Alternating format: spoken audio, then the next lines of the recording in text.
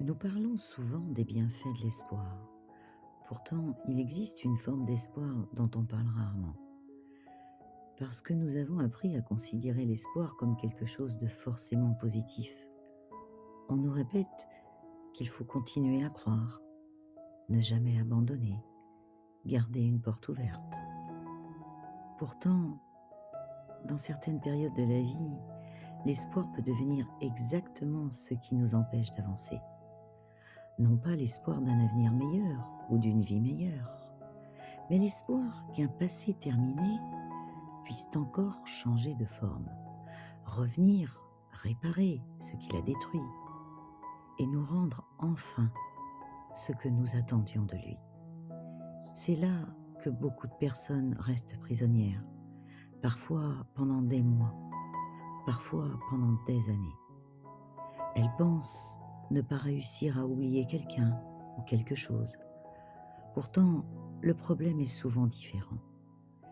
Elles n'attendent plus réellement cette personne ou cet événement tel qu'il était. Elles attendent une version nouvelle qui n'a jamais existé. Celle qui comprendrait enfin, celle qui reviendrait avec les bons mots, celle qui reconnaîtrait ce qu'elle a perdu, celle qui deviendrait capable de donner tout ce qu'elle n'a jamais su donner.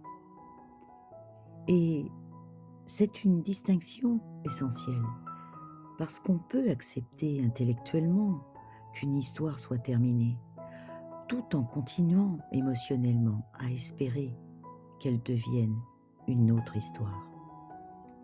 C'est peut-être cela, le véritable piège, lorsque l'espoir ne regarde plus vers l'avenir, mais reste attaché à un passé qu'il voudrait encore transformer. À cet instant, il ne nous guide plus, il entretient l'illusion que ce qui est terminé pourrait encore devenir autrement. Car aucun avenir ne peut réellement commencer tant que l'on attend encore du passé qu'il change.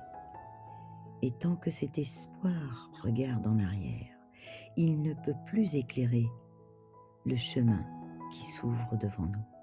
Alors, pourquoi ne pas commencer dès aujourd'hui à tourner doucement le regard vers ce chemin et laisser l'espoir retrouver sa véritable direction?